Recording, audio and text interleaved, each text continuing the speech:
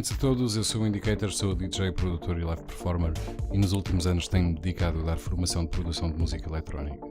No tutorial de hoje vamos abordar os básicos do MIDI no Ableton Live, fazer mapeamentos básicos e outros mais avançados através dos MIDI Remote Scripts do Ableton, uma funcionalidade desconhecida por alguns e confusa para outros, esperando que no final todos fiquem familiarizados com as técnicas envolvidas, aumentando assim o vosso nível de produtividade. Sigam este tutorial com atenção e em menos de nada irão ter o vosso controlador a funcionar a 100% com o Ableton Live. Estamos numa opção do Live com o qual já devem estar minimamente familiarizados. Antes de fazermos qualquer mapeamento MIDI, devemos certificar-nos de que o Ableton está a receber MIDI quando esta pequena luz amarela pisca. Se a luz não piscar quando mexemos no nosso controlador MIDI, significa que o Live não está a receber informação. Para isso, temos de ir às preferências do Ableton e se o nosso controlador estiver devidamente instalado no nosso sistema, o mesmo aparecerá enumerado nesta lista aqui em baixo. Para controlar parâmetros que não digam respeito à faixa, como por exemplo controlar o volume, devemos ativar a opção Remote. Para enviarmos notas para um instrumento que se encontre na faixa que está armada para receber MIDI, devemos ativar a opção Track. Depois destas configurações, podemos verificar que quando mexemos no controle do nosso controlador MIDI, a luz amarela irá piscar, indicando que está a receber MIDI.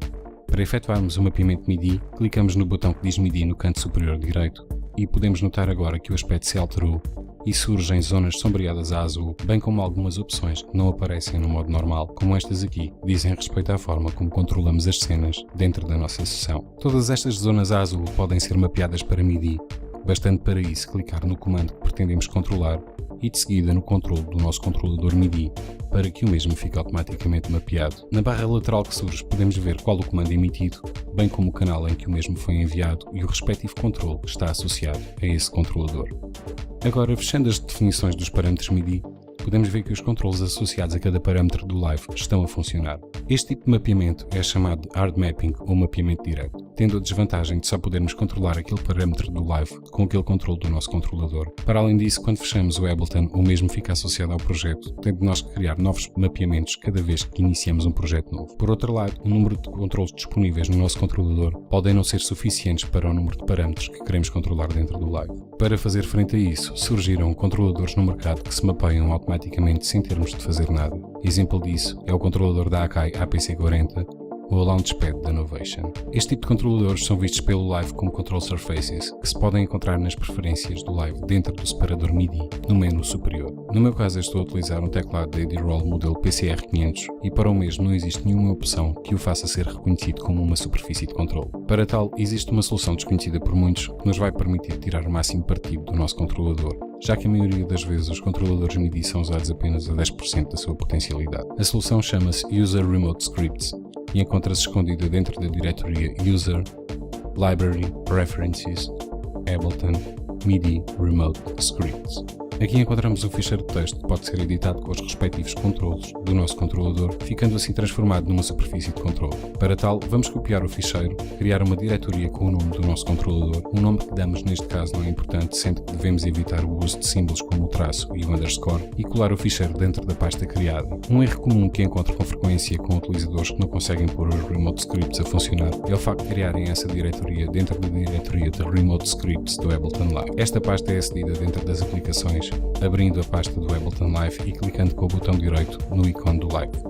Podemos selecionar a opção Show Package Contents e dentro de Contents App Resources encontramos a diretoria MIDI Remote Scripts. Não podem meter aqui a vossa pasta com o script que estão prestes a criar, já que esta pasta é reservada a scripts mais avançados e criados em Python, que é a linguagem de programação que o Live gosta. Voltando à nossa pasta, abrimos o ficheiro de extensão TXT, ou seja, um ficheiro de texto que o Live irá interpretar para se ligar automaticamente com o nosso controlador. Dentro do ficheiro podemos observar que tudo o que tem cardinal são apenas comentários, não tendo efeito no funcionamento do script. O MIDI pode ser enviado em 16 canais e cada controle envia valores que vão de 0 a 127, totalizando 128 valores. Para verificarmos isto, aconselho que utilizem um monitor de MIDI como este que tenho aqui, para poderem ver aquilo que o vosso controlador está a enviar. Este chama-se MIDI Monitor e pode ser encontrado nesta página para download gratuito, sendo uma ferramenta que vos vai ajudar bastante nas configurações dos vossos controladores. Quando atuamos no nosso controlador e observamos o MIDI Monitor, podemos observar que o mesmo mostra valores respectivos ao canal onde a mensagem foi enviada, o número de controle enviado e o valor que o mesmo envia, que é sempre de 0 a 127. Se soubermos programar o nosso controlador para enviar valores apenas num canal, no meu caso podemos ver no Mini Monitor que estou a utilizar o canal 1 para todos os controlos. Vocês podem utilizar os canais que quiserem, mas ao saberem programar o canal em que certo controlador envia, podem evitar conflitos de MIDI no vosso setup de estúdio e não ter dois controladores a fazer a mesma coisa. Devemos ter em atenção que são 16 canais, mas que neste ficheiro eles variam de 0 a 15, sendo então que devemos subtrair o valor de 1 ao nosso canal. De seguida temos a opção Input Name e Output Name. Para isso basta olharmos para o que aparece no nosso MIDI Monitor ou nas próprias configurações de MIDI do Ableton. O Controller Name deverá ser substituído por isso.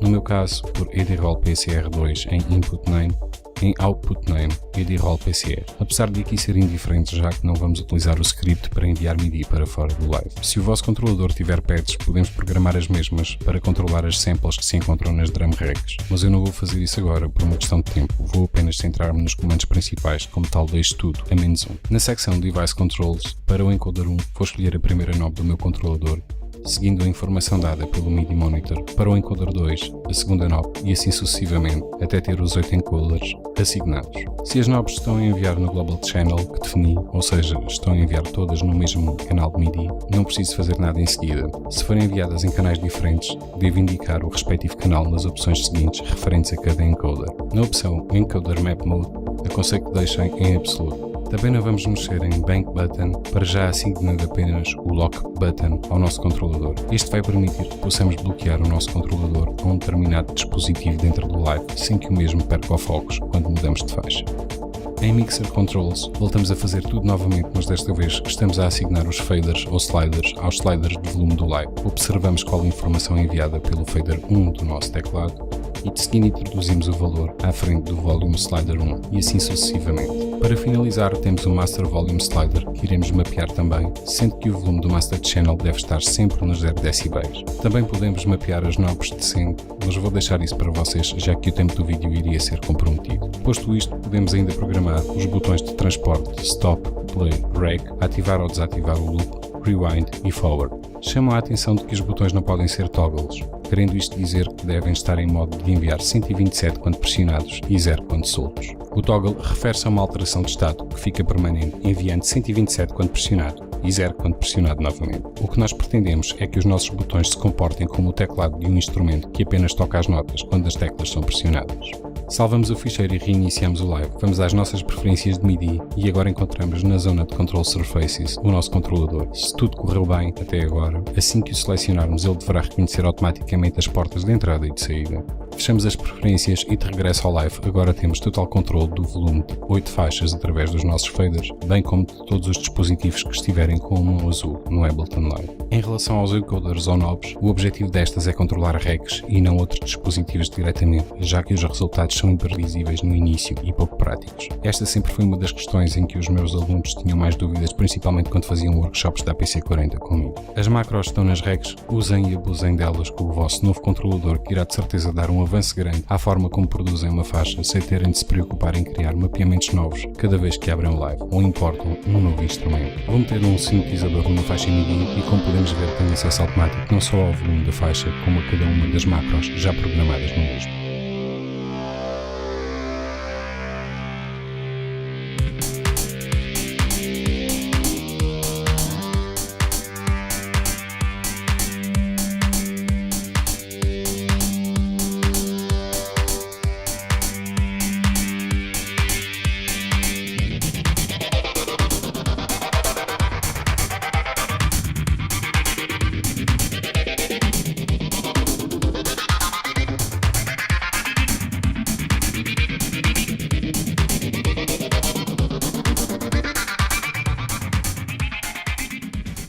Desde já agradecido por terem assistido ao tutorial, esperando que vos tenha sido útil. Subscrevam o meu canal no YouTube, onde irei postar tutoriais em português todas as semanas, minha página do Facebook, SoundCloud, Twitter e o meu blog na Tumblr. Boas produções a todos e até ao próximo tutorial.